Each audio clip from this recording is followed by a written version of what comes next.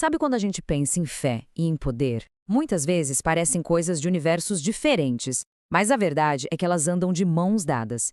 Hoje a gente vai mergulhar exatamente nisso, em como uma revolução na fé não só mudou o jeito das pessoas rezarem, mas olha que incrível, reconfigurou todo o mapa do poder no mundo ocidental.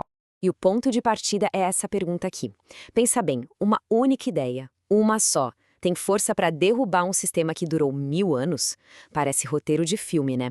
Mas a resposta é um grande e sonoro sim. Em 1517, uma faísca de uma ideia iniciou um incêndio que redesenhou o mundo que a gente conhece.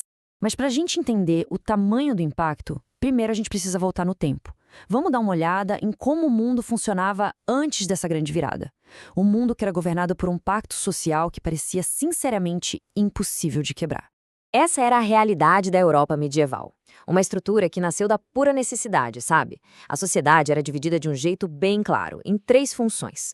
O clero, que rezava, a nobreza, que lutava, e, na base de tudo, sustentando os outros 2, os servos, que trabalhavam. Um sistema super rígido, mas que, de certa forma, dava uma sensação de ordem. E o que mantinha tudo isso de pé? Bom, a Igreja Católica funcionava como uma verdadeira supercola social.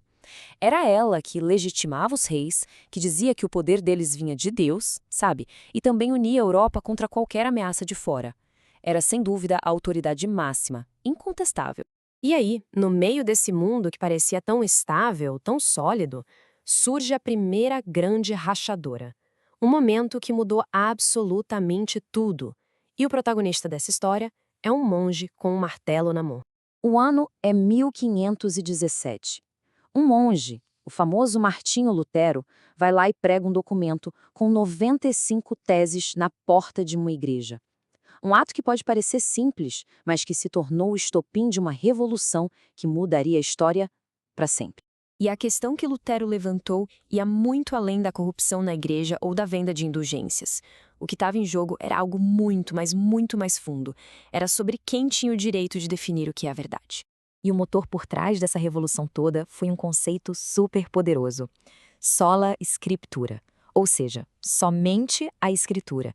Pela primeira vez, alguém disse em voz alta que a autoridade final não era a instituição da igreja, mas o próprio texto sagrado que, em tese, estaria acessível a todos.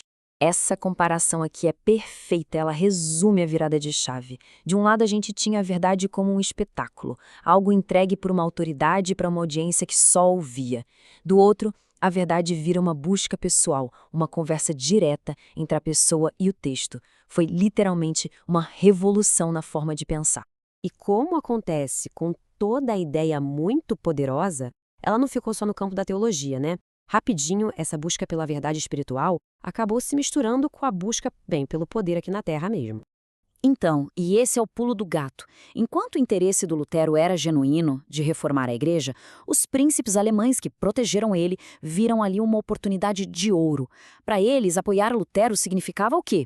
Poder. Poder para romper com o controle do Vaticano e, claro, o mais importante, parar de enviar rios de dinheiro e impostos para Roma. A fé se tornou a justificativa perfeita para uma bela engenharia de poder. Mas a história não acaba aí, não. Essa aliança entre teologia e poder teve uma consequência de longo prazo que muito provavelmente nem Lutero nem os príncipes poderiam imaginar. Vamos pensar nisso como a primeira peça de dominó caindo, ok? A reforma basicamente quebrou o monopólio da igreja. De repente, a ideia de que podia existir mais de uma interpretação da verdade divina não era mais uma heresia, era uma realidade. E ao fazer isso, um novo hábito mental foi criado na cultura do Ocidente. Pensa só, se a autoridade máxima, a autoridade divina, podia ser questionada e reinterpretada, o que mais poderia ser? E aqui está o legado que ninguém esperava. Ao ensinar as pessoas a questionar a autoridade da igreja, a reforma, sem querer, deu a elas as ferramentas para séculos depois questionarem a autoridade dos reis. O caminho para o iluminismo estava sendo aberto.